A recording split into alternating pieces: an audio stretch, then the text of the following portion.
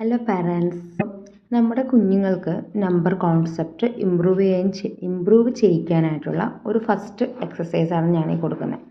അപ്പോൾ പാരൻസ് പറയുന്നത് 1 2 3 എഴുതാൻ അറിയാലോ, പിന്നെ എന്തുകൊണ്ടാണ് ഇവന് നമ്മളൊരു സാധനം എടുത്തു തരാൻ പറയുമ്പോൾ എടുത്തു തരാത്തത്, അല്ലെങ്കിൽ 2 എണ്ണം എടുത്തു തരാൻ പറയുമ്പോൾ എന്ത് കൊച്ചിന് എടുക്കുന്നില്ല. വേണമെങ്കിൽ എൻ്റെ കുട്ടി 1 തൊട്ട് 1000 വരെ എണ്ണുന്നുണ്ട്, പക്ഷേ എത്ര പറഞ്ഞാലും ഇങ്ങനെ പറഞ്ഞാൽ അവൻ അനുസരിക്കത്തില്ല. അതെന്താ മാം ചെയ്യാത്തതെന്ന് ചോദിക്കുന്ന പാരൻസ് ഉണ്ട്. അപ്പം ഞാൻ പറയുന്നതെന്ന് വെച്ചാൽ അവർക്ക് നമ്പർ കോൺസെപ്റ്റ് ഉണ്ട്. 1 2 3 അങ്ങനെ അവർക്ക് എണ്ണാൻ പറ്റും. അതൊരു പാറ്റേൺ ആണ്. അവർ എത്ര വേണമെങ്കിലും അവർക്ക് എണ്ണിക്കൊണ്ടിരിക്കാം. അതിനെന്ന് വെച്ചാൽ മറ്റ് സാധാരണ കുഞ്ഞുങ്ങളെ പോലെ കണ്ട് കാര്യങ്ങൾ മനസ്സിലാക്കി ചെയ്യാനുള്ള കഴിവില്ല. അതുകൊണ്ടാണ് നമ്മൾ അവർക്ക് ഓരോ ഏരിയയിലും പ്രത്യേകം ട്രെയിനിങ് കൊടുക്കുക. അത് നമ്മൾ ആക്ടിവിറ്റി സെൻറ്റേർഡ് കൊടുക്കുമ്പോഴാണ് കുഞ്ഞ് കൂടുതലും അതിൽ ശ്രദ്ധിക്കുക.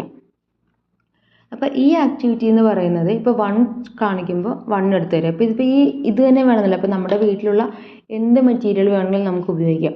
ചിലപ്പോൾ നമ്മൾ കിച്ചണിൽ നമ്മൾ ജോലി ചെയ്യുമ്പോൾ കുഞ്ഞിനെ നമുക്ക് അടുത്തിരുത്തിയിട്ട് ഇപ്പം ക്യാരറ്റ് എടുക്കുന്നു. അപ്പോൾ ക്യാരറ്റ് കട്ട് ചെയ്ത് കഴിയുമ്പോൾ ആ ക്യാരറ്റ് ഇപ്പോൾ ഇത് എത്ര ക്യാരറ്റ് പീസ് ഉണ്ട്, 1 2 3, എന്നിട്ട് നമ്മൾ ആ 3യുടെ മുകളിൽ വയ്ക്കുക.